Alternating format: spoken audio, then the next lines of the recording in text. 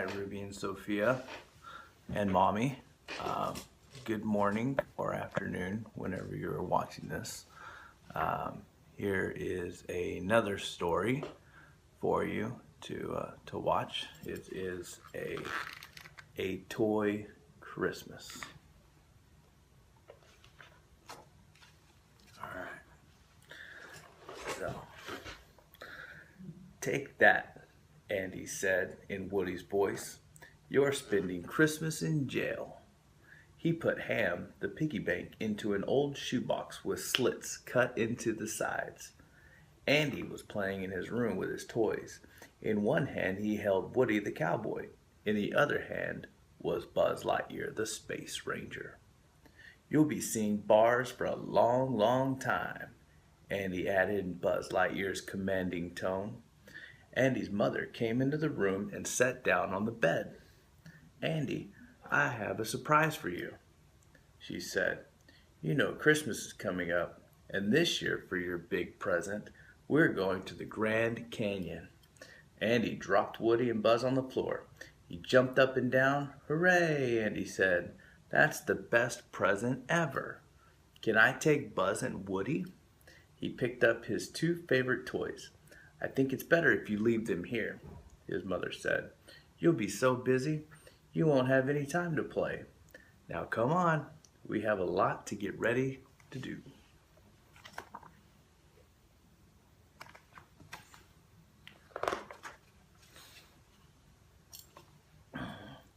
The moment the door shut behind Andy and his mother, the toys came to life.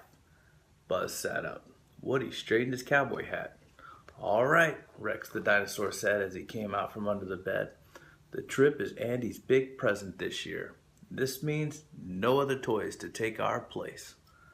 I was worried Andy was going to get a video game, Ham added. All the toys started talking at once. Hold on a minute, Woody said. He walked to the center of the room. Sure, it's great that there aren't going to be any new toys to replace us, but did you think about what else this means? It means Christmas without Andy. Everyone got quiet. Christmas without Andy? Why? Christmas without Andy wouldn't seem like Christmas at all. R.C.'s fender dropped sadly. Slinky Dog hung his head. Even the Green Army men looked gloom.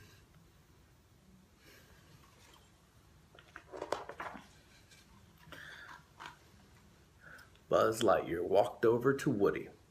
Andy will be gone, but that doesn't mean we can't have Christmas. We'll just make it a toy Christmas. Woody looked at the other toys around him. He forced a smile onto his face. Buzz is right, he said. We'll have a great Christmas this year.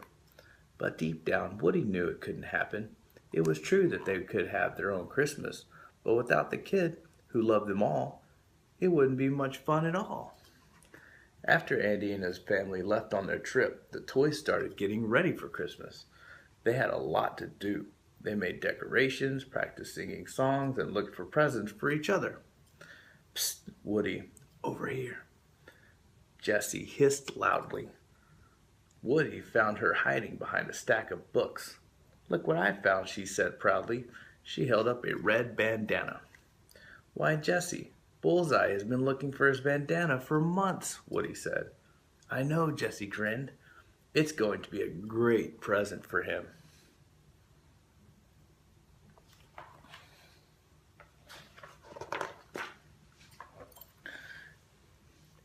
Come sing some Christmas carols, Wheezy the penguin called to Woody. All right, Woody said. He thought maybe the songs would put him in the Christmas spirit. Wheezy grabbed Mike the tape recorder, and as the music began, his high, squeaky voice dropped to a beep baritone. First, he belted out a rocking rendition of Santa Claus is Coming to Town. Then he glided into a jazzy Frosty the Snowman. But when Wheezy started croning Blue Christmas, Woody had to move away. It made him think of how sad he'd be without Andy. Catch you later, Wheezy Mike, Woody said with a tip of his hat. Wheezy and Mike continued to sing as Woody walked off. He was glad his friends were in the holiday spirit, but he couldn't stop thinking about how much he missed Andy. He went over to the other side of the room. Poor Woody. Hey, Woody, want to help us decorate? Slinky Dog asked. Watch this. He gave Woody a poke in the ribs, then yelled, Hit it. In a flash, two aliens bounced super high and draped a string of red and green buttons along the edge of the bookcase. Pretty neat, Slink, Woody said with an approving nod. And nice job, Sarge, he called to the army commander and his troops. They were hanging sparkly silverjacks that looked like 3D snowflakes around the room. We've got a Christmas tree, too, Slinky Dog told him. He pointed to a tree made entirely of cotton balls. Red and green hair ribbons were wrapped around it and tied into a bow at the top. There already were presents under the tree. They were wrapped in a shiny paper and topped with colorful bows. Looks like it's a white Christmas, Sarge said. Woody smiled a little bit. He was impressed that all the toys were working together to make Christmas a happy holiday.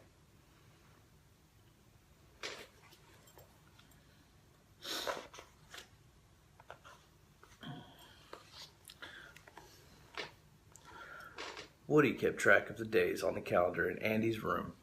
Finally, it was the big one, December 24th, Christmas Eve. Hours passed with secrets and whispers, and before long it grew dark outside. The toys all gathered together to celebrate the holiday, but Woody held back. He was thinking of Andy. Hey there, Sheriff, Buzz said. Why so down? It's a beautiful night out there, and it's Christmas Eve. I don't know, Buzz, Woody said. It's just not the same without Andy. You're right, Buzz said. It's not the same. But you have other friends besides Andy. Come on. He put his arm around Woody's shoulders. Woody and Buzz walked by Bo Peep. She was reading a Christmas story to the newest toys, the ones who had never had a Christmas before. Bo winked at Woody. Lo and behold, Woody's heart felt a little lighter.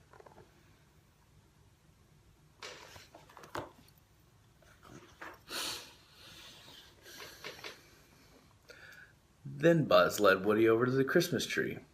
Etch a Sketch stood by the tree, a roaring fire drawn on his screen. Nearby, someone had set up the wooden blocks to spell out Merry Christmas. Get the lights, Sarge, Buzz shouted. The Sarge saluted and turned out the lights. Here's a little thing I like to call Christmas magic, Buzz said. He pressed the laser button on his right arm and a beam of light shot out onto the wall. He pressed the button again and again and again. It was so quick that his finger became a blur. He moved the lights around to the right, to the left, up, down, left, down, right, up. The light pulsed around the dark room, making a show of dancing snowflakes, sugar plums, and lots of toys. Dolls, trains, teddy bears. Woody's jaw dropped and his eyes grew wide. Wow, Buzz, the cowboy said. That's really great. I didn't know you could...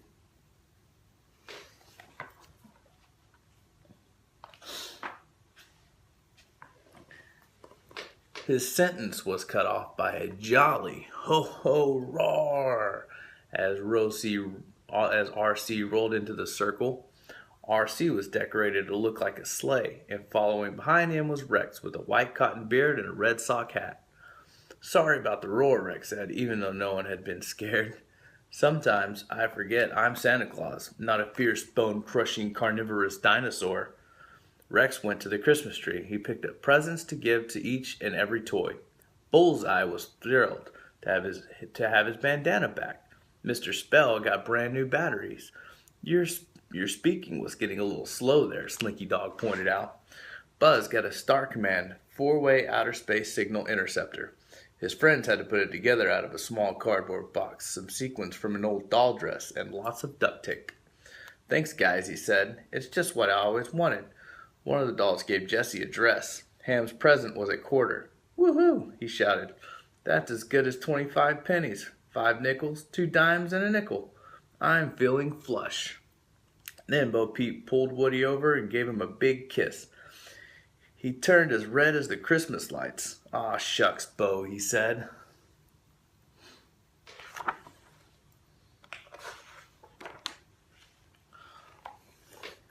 Woody looked at his friends. Buzz was right. Christmas without Andy wasn't better or worse. It was different. Spending time with people and toys. Was you loved was what Christmas was really all about. Hey Buzz, Woody, everyone, Slinky Dog yelled from the edge of the bed. Check this out. He pulled the window curtain aside. Outside, snow drifted down. It's a white Christmas. He shouted, Merry Christmas, everyone. Woody smiled. Merry Christmas, he replied. The end. From your favorite book, Sophia. All right. I love you girls. I'll talk to you soon. And I hope y'all have a good day or a good night. Be good girls for mommy. And I love y'all. All right. Bye.